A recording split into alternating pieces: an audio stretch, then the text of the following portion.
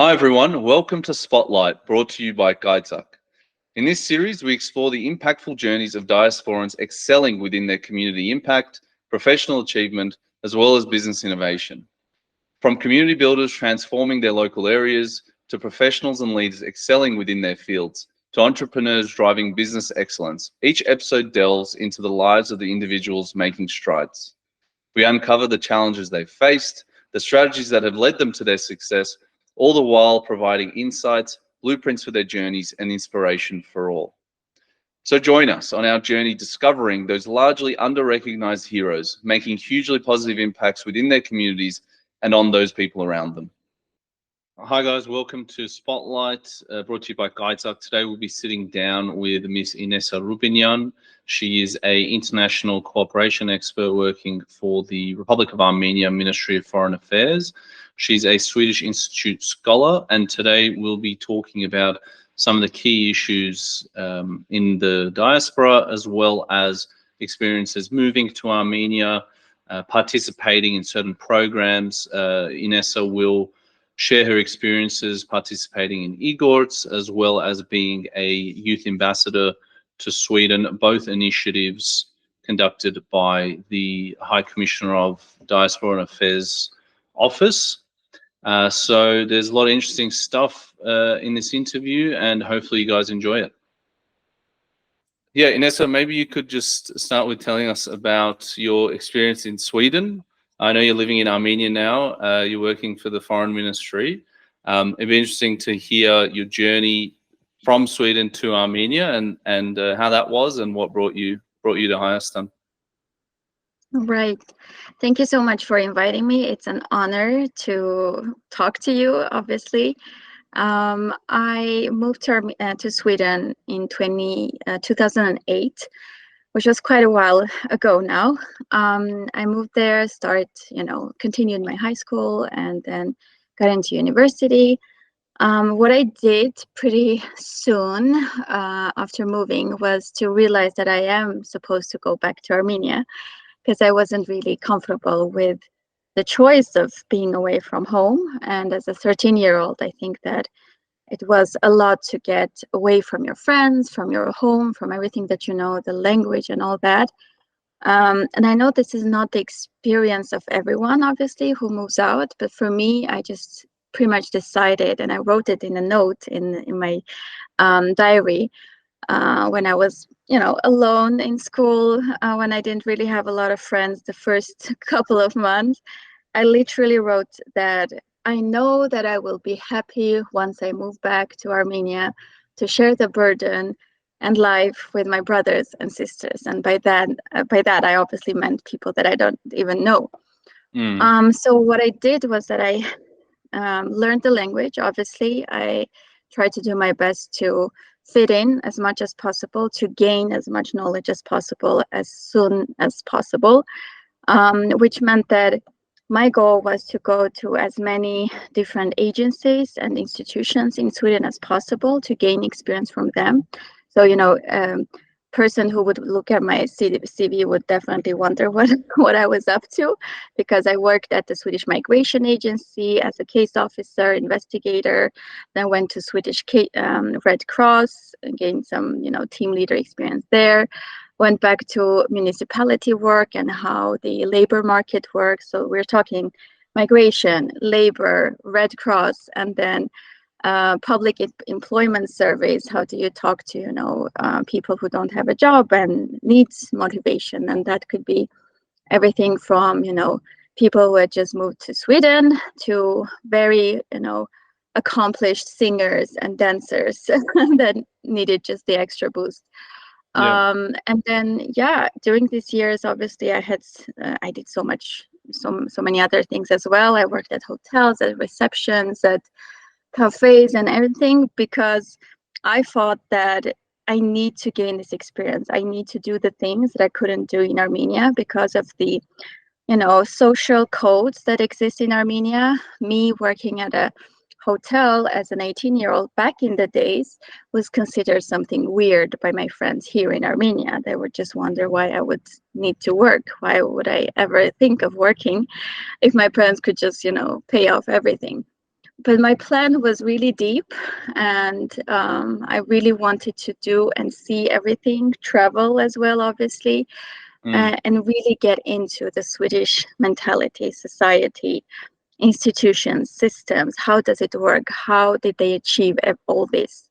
And eventually, how can I bring at least 0.1% of it back to Armenia? So that's the journey of Sweden.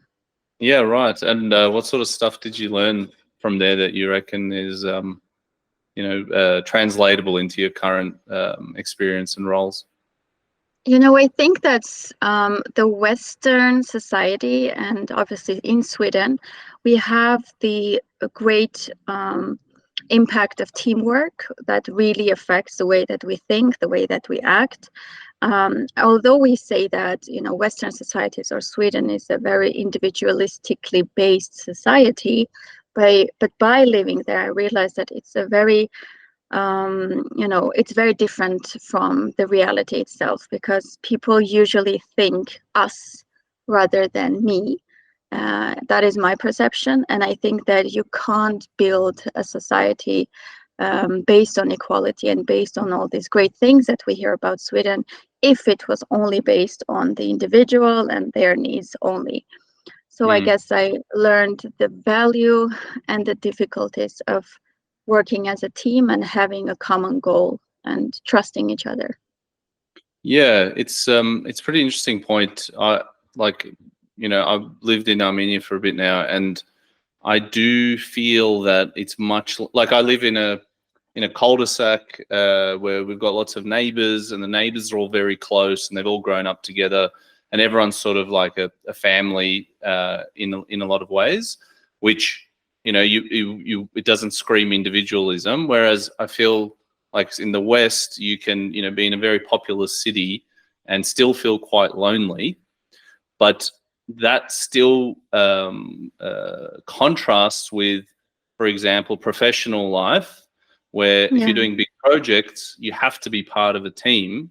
And I feel in the West, maybe it's like the economic drivers or ambition or whatever, it's very professional, and you can work in a team with people you barely know effectively. Whereas, and I've only had one job here in Armenia, and I found that quite difficult to get people to understand like why working together is actually really important and can get us further. So it's this weird sort of contradiction that, like, on a personal level you're very close and you feel very close to people here, but on a professional level I felt completely isolated. And in the West it's like can be the opposite. It's so true. And you know what I thought today specifically, since I was mentally preparing for this interview, just to get all the good stuff, I noticed the way that we in Armenia speak to each other during work, right? So maybe after 3 days or even a week that you've started, you already start with the Can, right? So Andre Can, please do this. I feel like we get too close too soon here in Armenia. My boss, for example, has insisted for all these months to call him you. We have to differentiate here for those who don't speak Armenian, that you have the you for a singular person and you for plural. So I usually always use. Sorry, and John is an endearing term, like my dear or something. Exactly. So I usually use the you for plural to those people who I don't know or who are older than me or somehow, have a higher position than me, because that's just what I've been taught. I even did this in Sweden, and after a while, some people told me this is not what we do. You can stop that. It's, back in the old days. And for some reason, when I do this in Armenia to, random people, they always appreciate it. It's a nice thing. But at work, I've realized that people want to get away from this, status as soon as possible to get as close as possible to you so that they can ask you for things that they might maybe not be able to if you were actually holding your positions as I'm your colleague, you are my boss. And it's not specifically more, it's not about hierarchy or, me reinforcing that hierarchy. It's more about, let's keep the distance, because you are not my friend, you are my boss, and that is how I would talk to anyone who would I would work with in in Armenia. I know that in France this is a very common thing to do, to use these different plural and singular versions, because after a week or so they will just give you some nicknames that you haven't approved, and be very, very familiar with you in a way that you haven't allowed. So my boss has asked me for many months, he's like, can you just call me, just call my name and that's it. I'm like, I can't do that. Like, I need the distance so I can keep myself professional. So yeah, I don't know why we came up to this topic, but I think that this individualistic way of working and thinking, you can be really familiar to each other and like really friendly at work here in Armenia. But at the same time, as you say, when it comes to like, okay, let's work as a team. Now we are actually a team that we have a goal to achieve. Some reason, this fabric just gets resolved during some couple of hours, and you just go back to these discussions that lead nowhere. So I would rather blend the two instead, and problematize this too familiarity that we have here in Armenia. Yeah, it definitely resonates with my experiences, where there's a lot of short-term thinking I've found in my personal interactions with people.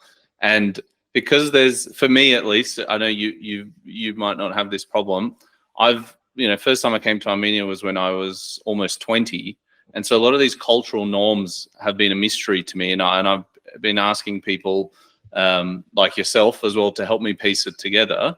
And when you have people being so polite and so amicable and trying to be close, it feels very unnatural to draw those lines, especially in the diaspora. It's like when you meet an Armenian, automatically they're a friend, automatically they're an ally, which in every group there's good and bad people. It's not a great way to divvy up your relationships, but I feel it's even more powerful here, and that's been quite challenging to sort of A, the language, B, the culture, C, the difference of perspective on what it means to be a professional, and yeah, it's just that we're all Armenian, but there's these enormous gaps in our understanding of each other, which it's very interesting that it's not spoken about more, especially in the diaspora. That there's a lot of work to do, if you want to come back to Armenia, and that's something we've spoken about in our different things. Which leads me to, I wanted to just get you, maybe you could tell us a little bit about your connection to the public sphere in Armenia from Sweden. I know you've been doing work in your communities back in Sweden, and then you were a youth ambassador with the Office of the High Commissioner of the Diaspora, and now you're doing iGorts, which is you've basically been selected to be placed in a position in one of the Republic of Armenia's ministerial offices, which is the foreign ministry at the moment. Maybe you could just talk us through that. Absolutely. So I would say that before the connections to the diaspora office, I didn't really have any connections to the public sphere at all. The only time that I tried to do that was through a scholarship that I got through the Swedish Institute. And I came to Armenia back in 2019 after the revolution. And that was when I got the chance to work at an NGO, which was called Society Against Violence. And it was my first interaction as, an Armenian working with Armenians in Armenia for a cause. Taking the metro and like, wow, okay, I could work here. I could do this because, before that, I was just coming here as a tourist mostly and just hanging out with friends, which we all do. But once you get this experience of, all right, there are people who work here for the causes that I also believe in. What if I contribute? Oh my God, they actually take that in. They want to hear more. That was my, lead into this whole programs and all that through Diaspora office.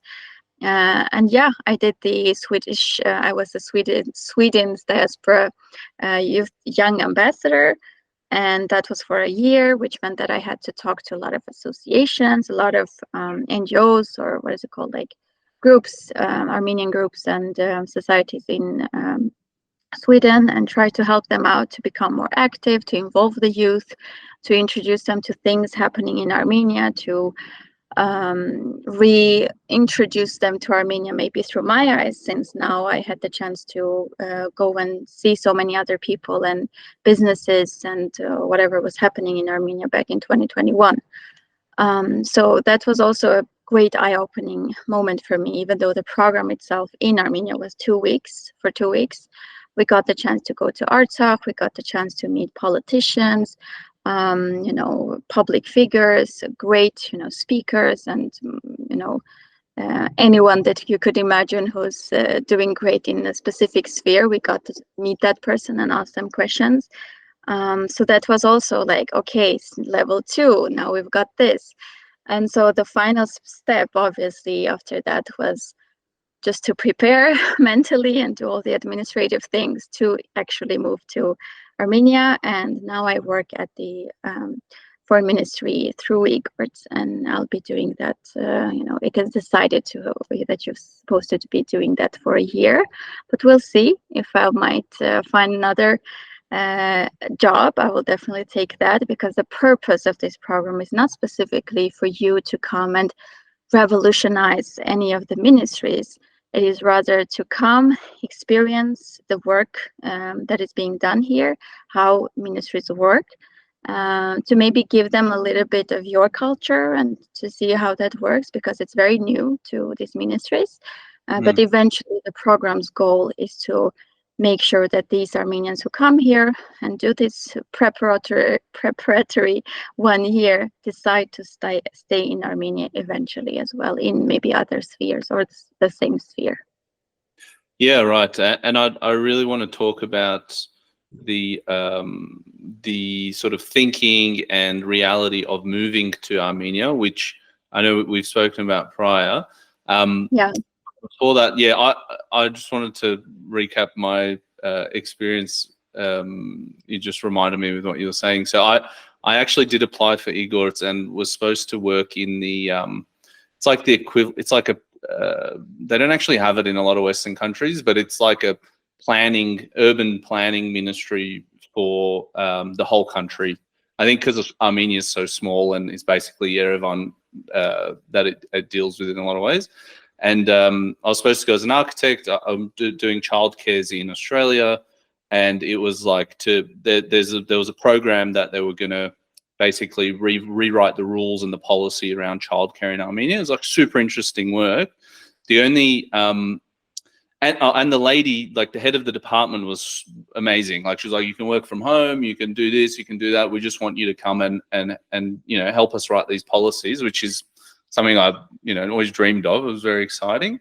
But then there was the reality where it was post the Russian war, starting with Ukraine, and rent prices had gone through the roof. Obviously, not everyone from the Spurk has like family or places in Armenia to stay.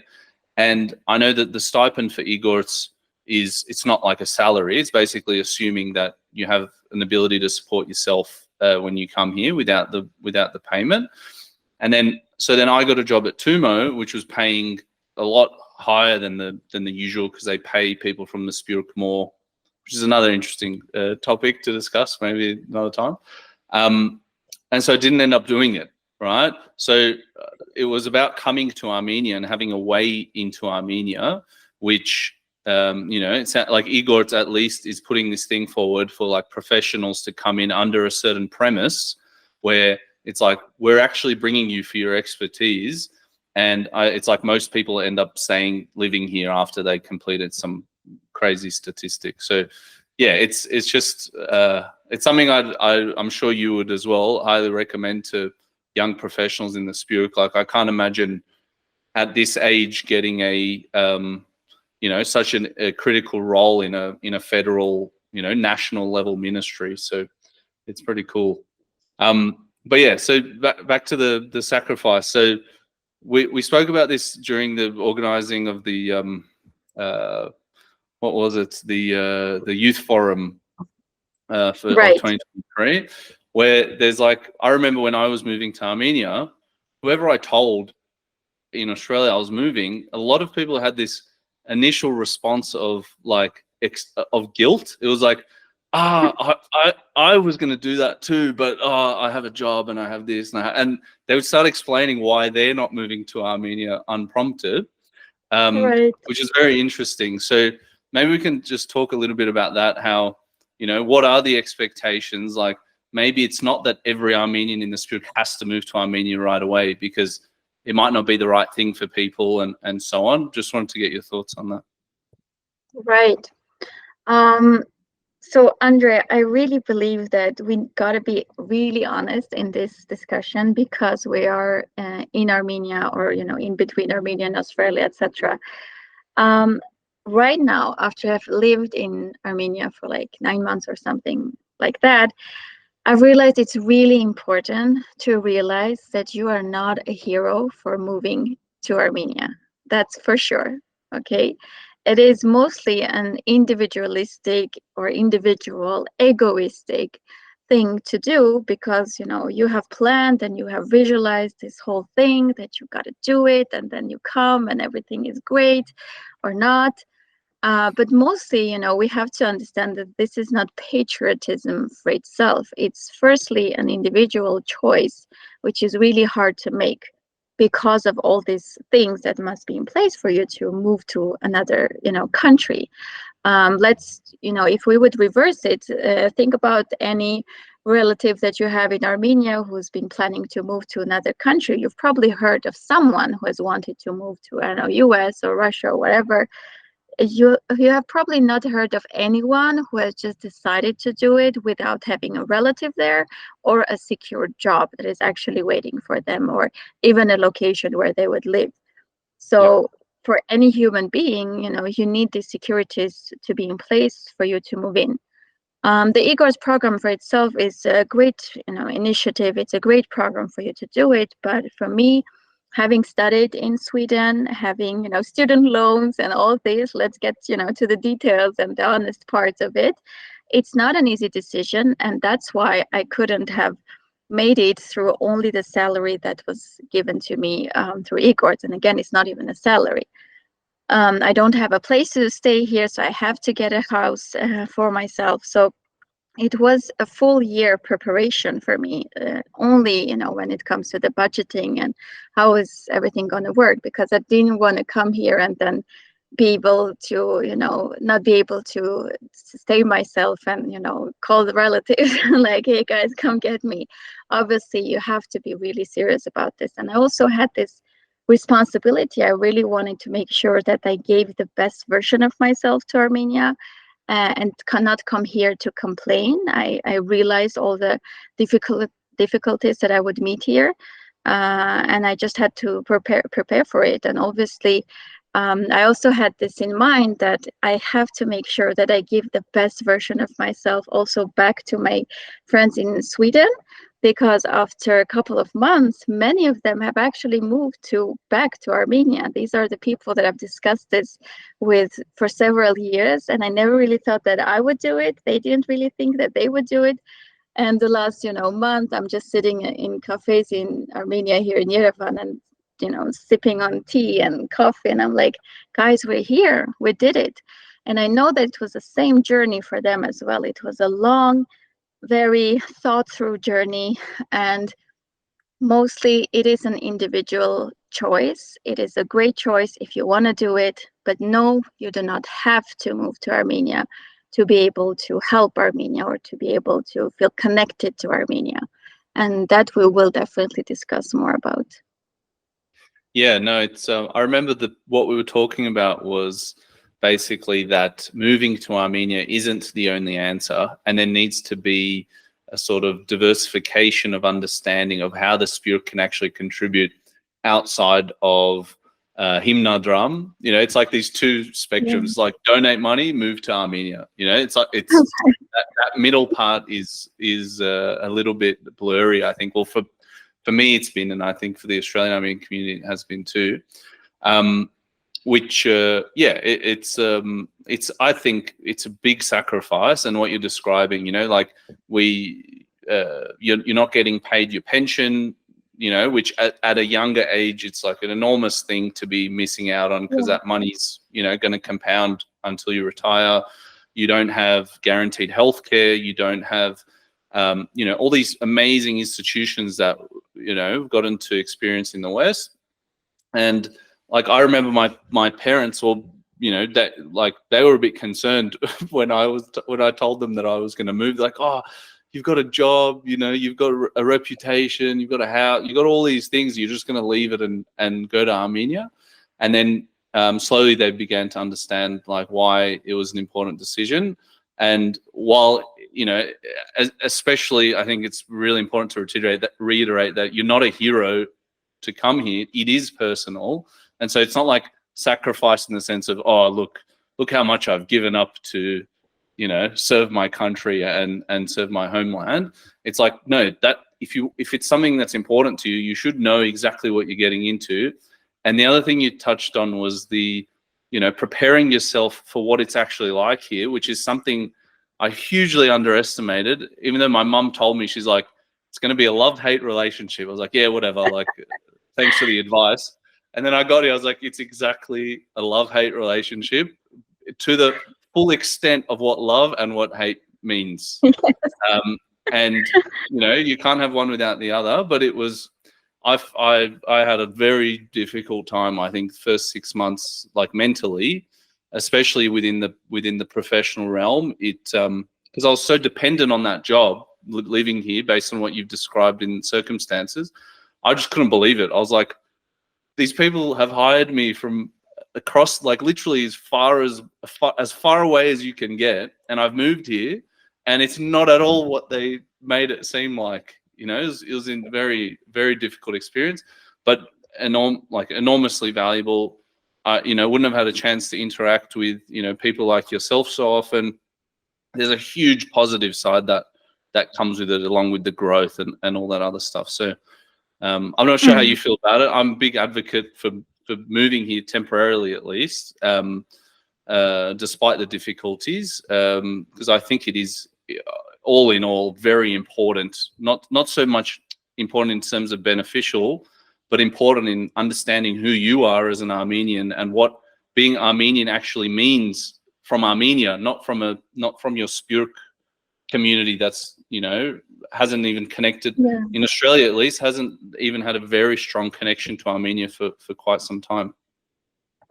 Yeah, so that, you know, let's then give the actual reasoning or reasons to why one should try at least to live in Armenia for a short while. First, it is exactly for what you said, the thing that you said about, you know, come here and find out maybe why you love Armenia so much, or why you miss Armenia so much. Is there anything else here besides the Ararat, or, you know, the fruit and the cafes and the people that you are used to? Is there anything non-familiar that you might, you know, be interested in getting to know? So, you know, I think this is a common thing for any human being. It's not because we are Armenians. It's just a great experience to have to go somewhere where you've heard so much, where you've seen a little bit, but dive into a bit more. And iGorts and other programs alike, like Birthright, they really give you the chance to like experience the human life of someone else. Or, you know, how institutions work and how they actually handle cases, how do they view humans, and how do they value different things. This is a great experience just for you, even if your plan is just to come here for a year or half year and then go back, because I've known people who've done this for a couple of months, and it has definitely changed the way that they interact and work or develop in their career back in, I don't know, Australia or Sweden or London or whatever. So firstly, it is a great thing to do for your career, for your personal development. But secondly, I think it's also a great way to know that because of the fact that Armenia is such a little country and we're only 3 million people here, not three. Sometimes it might feel like you're just three if you're hanging out with the same people. It is a great thing if we would have this great, what is it called, rotating doors mentality here at different institutions or ministries. If I would get someone like you just for a year or a couple of months who would come to my institution and give all your experience and your knowledge and your insights, even though I wouldn't agree, trust me, it always makes an impact. This person will definitely think back of, damn, but Andre used to say this, or I've heard this before, and that was from that guy that we didn't really like or understand. But after a while, there comes a new guy from Australia with the same mentality, or Sweden. And maybe I try to think that this might be the way to do this properly. So imagine that you're actually building blocks in this willingness of developing Armenia. So you could just put in your block, and then you can just be sure that someone else will pick it up and do something better with it. But we need these, people through the rotating doors, because any society who stays within itself for too long without any exchange with the outside world definitely won't have the same chance of development as any other country. Yeah, no, definitely. It's such a productive way of thinking about it, and it reminds me of some of my experiences at work where, and I'm realizing this is becoming like basically a cliche, but I remember walking into one of my first meetings, and I just I have a diary, right? Like I write all my tasks down every day and whatever happens in meetings. And like no one in the meeting had a pen or paper, and we decided like 100 things, right? When you go to a restaurant and you're telling them this big order, and they're just like, and they're not writing it down. I was like, that's okay, and they forget like maybe some of the things.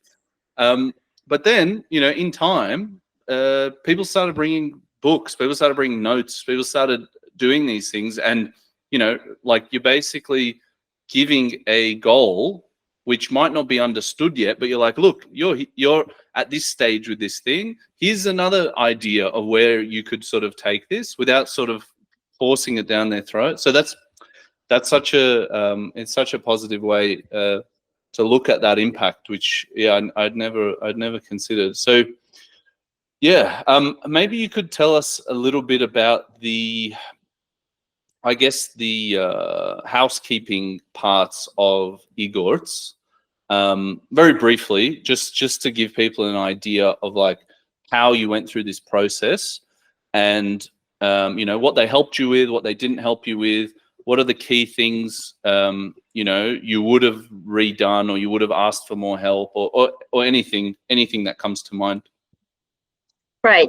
So this is the 4th year of iGorts that is coming to life, if I'm not mistaken. Either we are the 4th generation or the 4th is coming this autumn. So I'm not sure. Sorry for that. I haven't repeated that part. So what you do is that you apply to the program during spring sometime. They usually have, an application opening and then the deadline of when you're supposed to send in all your documents. And what you do is to motivate why you want to do this. Obviously, you have to have a bachelor's degree and at least 5 years of experience in the field that you want to work within, or master's degree and 3 years of experience. I think that people who might have done research or anything like that could also use that as experience, or if they don't have the bachelor but something else, you can still, talk it through. So definitely apply and talk to them if you're wondering what about the specifics or the details about who's eligible or not. But after application, you get matched to the ministries that you're interested in, that your diploma pretty much shows that you might be able to work with. And then the interview part starts. So I did 2 interviews with the Ministry of Foreign Affairs, 2 different departments who were interested in hiring me. And now when I'm inside of the ministry, I realized that this is how it works. So they get this information from the Ministry of Foreign Affairs, from the Diaspora office. and it says iGorts is open. If any of the departments want to hire someone or getting a new participant, then you can definitely apply to this. And then they send it out to all the departments, and the department who is maybe most open to these new things usually goes for it. So I work at the UN department, let's call it like that, because it's a multilateral department for anything that you can think of. And yeah, I did the interview also for the Middle East and Africa department, but I realized that maybe I might more useful for the UN department instead. And then you start your job pretty much the 1st of September. If you get elected, which is a really beautiful moment to witness once you pass through and you're like, I did it, because it feels so, you're so nervous during this interview. It was my first time being interviewed by an Armenian, and also, people that are working within these type of ministries and asking really hard questions during the interview. But yeah, the experience itself is great because you get to meet so many amazing people through the iGorts program itself. You're pretty, I think it's like 50 people every year who apply to iGorts, and yeah, everyone is from different countries, different perspectives, but you usually end up finding your people, the people that maybe share the same interests or music or whatever it can be. But it's always great to know that there are 50 or like 49 other people sharing this experience with you along the whole way. And you also have the program coordinators who are really there for you. So, if you have any questions, if you have any difficulties, which actually I did after 2 or 3 months, you have the chance to have a dialogue, to understand what's going on, to see if they can come in and help and make sure to mediate the problems that you might face. And then you have cultural parts where you go and travel to places together, share, your experience with each other. So this is the good stuff, right? What I wish that the iGorts program did more is that I wish that we had more chances to network and actually work on something else together, maybe like build something together. Because I remember I introduced one of my projects or one of my thoughts pretty early on in September, and that was actually after or meanwhile the Artsakh I don't even know what to call it, situation was happening while Artsakhis were forced out of their homeland. And I remember there was, such an enthusiasm, and that is what usually happens with Armenians, right? You introduce them an idea and they're like, yeah, it's great, let's do it, it's amazing. And then there is no follow-up. And even if you, as a responsible person, want to follow up and see who's checking in, okay, when are we doing it, and you don't get a response, it can be really hard to keep moving. But I'm really glad that I kept on moving, because during these months I got to know 1 or 2 other people who have the same mindset as me in iGorts.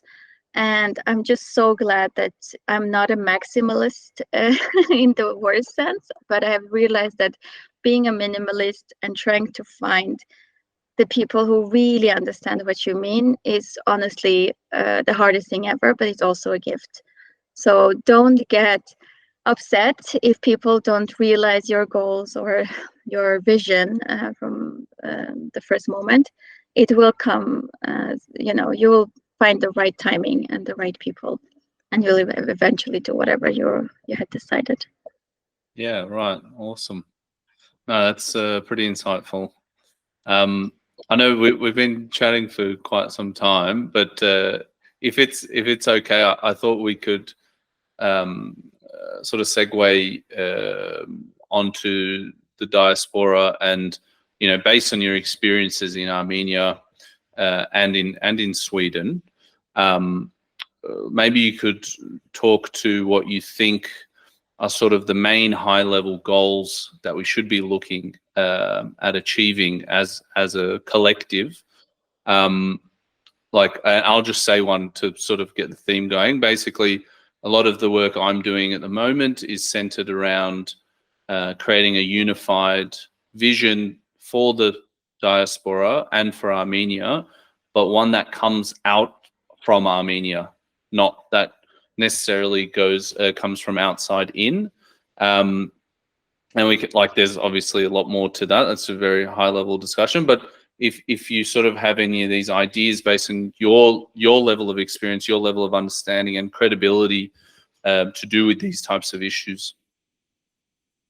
I think this is a really tough question because we are so used to the routines that we have in our diaspora, right? What I've realized after talking to so many people from so many different countries, Armenians from different countries, is that usually the majority of them will really just repeat and do the things that they've done through the years. And let's say we're talking about April 24. In my country, in Sweden, this is a discussion that I've always had and I've always questioned and I've always tried to understand why we keep doing the same thing. Let's try to understand this part. So Sweden is a country that has pretty much decided that it will never recognize any genocide, right? So they haven't recognized the Holocaust or anything else. Instead of understanding that this is the politics of this country for very specific reasons, what we do is that we just keep on saying that you have to recognize the Armenian genocide. And actually, I think, I don't know, 14 years ago or something like that, one part of the government, let's say, so it's just so that I don't need to explain the whole Swedish politics, they recognize the Armenian genocide, but it wasn't on the legislative level, right? So in Armenia, you still see Swedish flags everywhere where genocide is spoken about, but I just get so mad because I'm like, guys, this is exactly what we're working for. Sweden has not recognized the Armenian genocide. There are tons of papers and researches about why they haven't done it. And when I speak to my community, which consists of 20 other different organizations, I've already left that. But when I spoke to them and I tried to understand, why do you guys not try to evolve instead of repeating the things that we've done? And maybe go and talk to them about, oh, all right, so you haven't recognized the Holocaust, but you do these things to talk about the Holocaust and you educate about that in schools. Why can't we do that, the same thing for the Armenian genocide, right? I don't know, involve politicians to our, I don't know, forums, or talk about it, or make other types of discussion, write articles. This is just an example of when you have the senior leaders of an organization doing what they are used to and repeating these cycles, which unfortunately, you can blame it on me if I might sound too harsh. They usually don't lead to anything new. It's usually the same level of appreciation, very good, but it's not evolving us as a society. And since we know that so many Armenians have left Armenia the last 100 years, let's say so, and so it's not as many people that move back, we need to realize that the diaspora that we have outside is definitely going to, dissolve if we keep on doing this. If we keep on not involving the youth to the society, to these associations and NGOs, if we keep on never, I'm so sorry, but visiting Armenia, how can you talk about Armenian values and history and what Armenia needs and what Armenia should be doing or not, if none of you who are sitting in the board member system have ever been to Armenia? This is a really passionate topic to me, and I want to make sure that people understand that I will not ever blame any Armenian for not being in Armenia, because I know why most of us have ended up outside of Armenia. It is due the genocide or the earthquake, or due politicians creating corrupt systems for us to not be able to sustain in. I know the reasoning behind it. But you can't really go up and say that I know what's best for Armenia and I know how to, introduce Armenia to Sweden if you're not even visiting or making sure that you're talking to Armenians living in Armenia. This is just basic stuff. This is something that I've, taught myself, not through being an Armenian, but through studying development science at the Uppsala University, when we were talking about grassroots movements and how a society is built, and how you can't force revolutions or ideas or different motives on societies. It has to go up from the inside up. Yeah. And sometimes I do feel that the diaspora might want to influence Armenia's, let's say, politics even in a certain way, without, again, ever have voted in the elections of Armenia in their life. I'm saying this, which are facts. So please do get involved and do say your opinions, but make sure to come and speak to people like my, neighbor who's lived here for the last 60 years, and also to me, maybe, who's seen the Armenian society change for every, 5 years or so, because I've been coming here back and forward, and also now live here. So it was a, huge reply to maybe your question, but I think that we need to stop repeating. We need to evolve. We need to understand where we want to be. If you want to be in Sweden and keep on being more Swedish in your actions than Armenian, then keep on doing that, and maybe, introduce Armenianness or Armenian culture to Sweden, and that will be the end of it. You can just talk about your culture to preserve it in that country. If you want to contribute to Armenia, maybe you should be coming here more to be able to see what is it to be done here in Armenia. You can't just make it up by being in your Sweden altogether all the time. So yeah, feel free to edit this part if you need to, but this is a very passionate topic to me, for me, and I really want to make sure that people understand what they are doing, why they are doing it, and also the timing. Is it the best thing to do this right now, or are there other priorities that we should focus on? Yeah, no, definitely won't be editing any of that.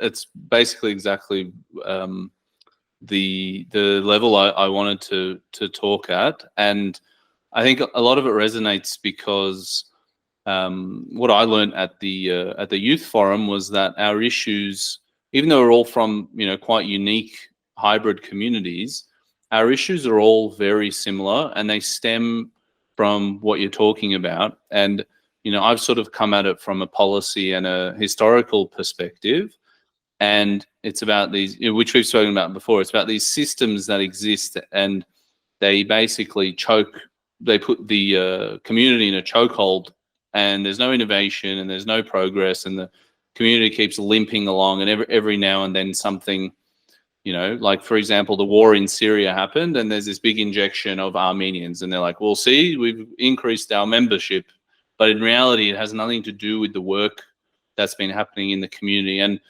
I know that there's definitely groups that would take issue with this type of discussion, and that's exactly the problem.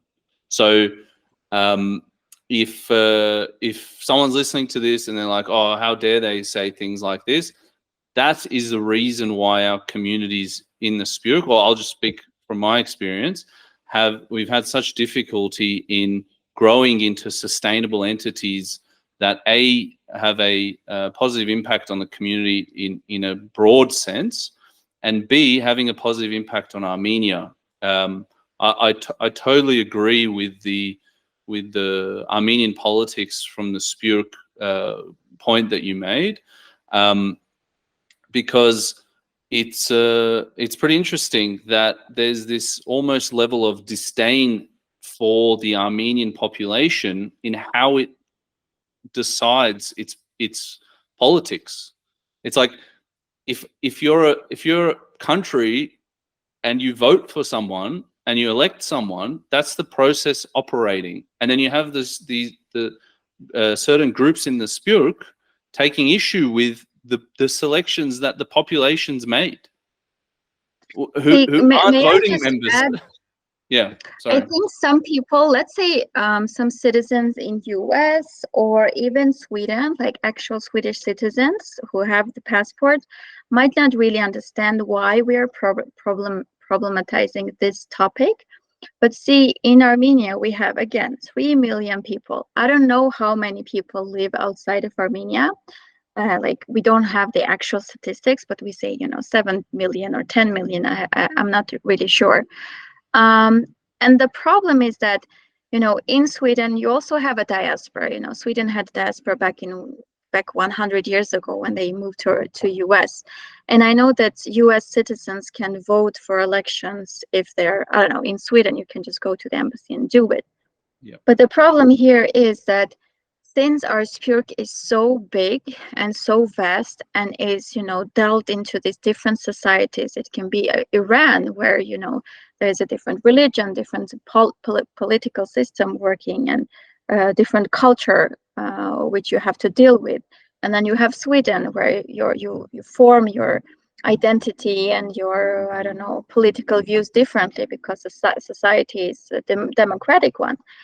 What I'm trying to say is that me, a person living in Sweden, it would be unfair of me to come and tell Armenians who live here what to do, who to vote for, and just how to live their life because of the simple fact that I don't live here. It is such a shame that we think that, I can make a choice outside of Armenia and try to, influence something going on here, which will affect the people who live here. And I will never be the one that will move to Armenia and bear the consequences. I mean, there is this concept of do no harm in development science. Just it's such a dear thing to me to repeat on and on again.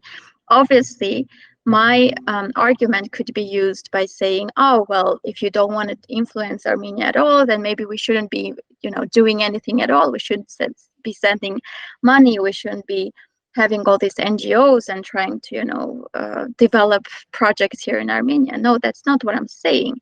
What I'm saying is try to not do harm. When it comes to certain topics, certain things, like ideologies, etc., it is always considered to be a very fragile thing to play with in any society. So what I usually say is that come here if you have this great, initiative and you have this great conviction, and try to talk to people and understand if this is actually the vibe going on here, and then try to force your opinion. Because anyhow, I think that we have realized through the years that the diaspora always want the best for Armenia, but when it comes to the practical stuff, maybe the people who live here in Armenia don't necessarily want the same thing as a Swedish Armenian wants for Armenia. Yeah. And that's just a normal thing to do. We have to let these people decide for themselves. And if we want to develop the educational system, if we want to develop our regions so they themselves can make more, evolved or educated decisions, then let's do it. You have to first give the alternatives and the tools to the people and let them choose by themselves, not come and just say, well, I'm from Sweden, I have this education, I know what's good for you, so just shut up and, sign here.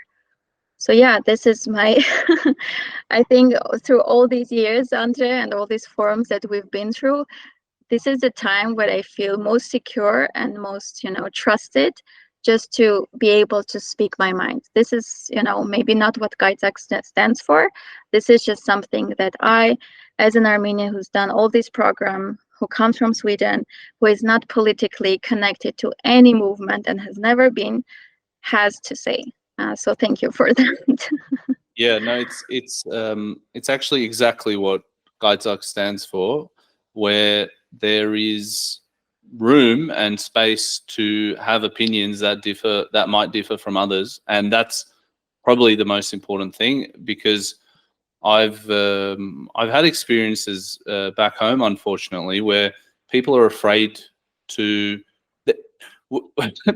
Unfortunately, within a country like Australia that is, so democratic, We have people who are afraid to have freedom of association because it might make certain members of certain groups upset with them.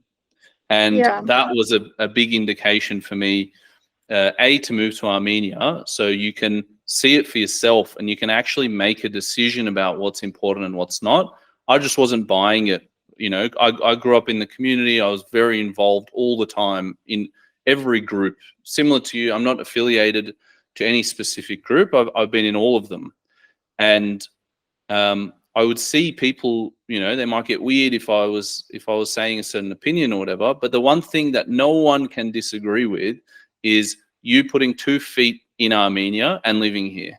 No matter how much someone tries to discredit that or say that, you know, this person has weird opinions, if you've lived here and you live here, you just have a much better understanding and a much more legitimate voice on these issues. I think that goes without saying, right? Definitely.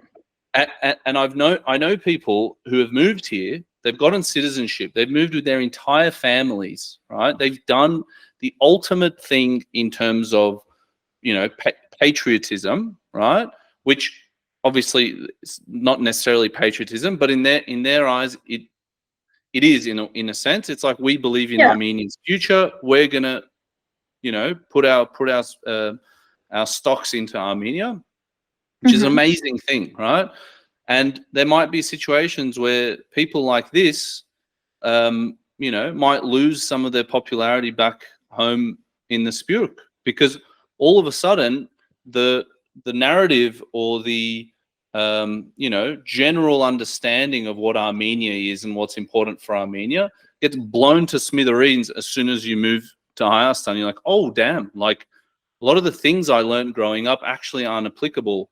There's a lot of things I didn't learn growing up, which perhaps I should have, you know, now that I can actually see what the issues are. So, no, I really appreciate your candor, and I, you know, wholeheartedly agree, and it's a big part of why, you know, Kaitzak exists in the first place, because I think what you're saying is Andre, maybe we could just simplify this part. I'm so sorry for interrupting, but since we're talking about the community in Australia as well. Let's see. I am an educated person who's gotten my degree from Sweden. I follow the news. I have internet. I now live in Armenia. Can I ever have a sense of how it feels to be and live in Australia, and what problems you have, and how the political dynamics is, and how the lady in the shop feels really about the day and her security, let's say? Is there even a chance that even if I would read all the news, even if I would follow all the bloggers who maybe not even live in Australia but still talk about Australia, which, you know, so many people do about Armenia. We have a lot of bloggers living outside of Armenia commenting everything. I mean, there wouldn't be a chance for me to have an exact idea of what's going on. You just simply cannot. You have to be at a place to understand what's going on. I mean, obviously it will change after 5 years or whatever, after one day even. But to not even try to have this connection and just assume that, well, I've read the news, I've read this, I've seen this status or this picture of something, then I know the truth. It's not true. So, you know, it's really that simple. I can never understand what's going on in Australia, and I don't think I will ever visit Australia because I'm so afraid of spiders and just all the things that happen in Australia. But, you know, you're telling me so many things about Australia. Still, I will never be able to understand it until I visit it, until I live there, until I talk to different populations. It's just how, you know, research is done. You go to the bottom of it. Yeah, definitely. And I think it's important to sort of make the distinction that, you know, what the role of the Spurk, even for people who don't come to live here, obviously is still very important. I think it's more, you know, looking for an antidote for the more extreme views, which can seem very certain. I think that's always a very good sign of something's not right. If someone, like you're saying, has never lived in Australia before, has never visited, and has a very definitive and extreme view on something in political life in Australia, I think, and it's just a huge red flag. I think that's what that's sort of what we're talking about. I feel on a lot of levels. It's not to say if you haven't ever lived here, what you think's not important. That's definitely not it. So yeah, I'm finding that the antidote for me has been moving here because of my level of involvement and my requirement to be involved. It was very important for myself. But that being said, it's like with anything. If anyone pretends to be absolutely certain about, you know, complex issues or things that have multiple sides or things that are in the gray area, is just a huge warning sign. Now it might get a bit convoluted when you're Armenian and you have you've grown up with this, you know, emotional attachment to Armenia, and someone brings up an Armenian issue and it makes you feel a certain way, and then, you know, like during the war, everyone was so distraught back home, back in Australia, feeling like they can't do anything. It's like that makes it even more complicated and more difficult to be impartial and to actually see what the right road is. You know, for not even like talking about all of Armenia's future, but for your connection to Armenia and for your ability to you know, do your part in whatever that way that may be. So definitely, I think that's just an important distinction. But yeah, the way that you described this, Andre, you know, I think Kaitzak is also such a great forum, and the way that you, as a leader, I guess, of Kaitzak, you always make sure to understand the individual and the individual's choice and why we're doing the things that we do. So I really appreciate the way that you describe that you got to do these things for yourself, you know, find out the truth, the way, the path, the questions, the answers for yourself, and then eventually you find a forum to discuss it with. But if you don't find it for yourself, if someone else just decides it for you, then you're just going to be lost, and you're going to have this, you know, hurtful feeling of having Armenia but not truly belonging there and not knowing what to do with it. Just, you know, as anything else, I guess, when something hurts or when something is a big, you know, question mark, just dive into it and you'll find out the truth.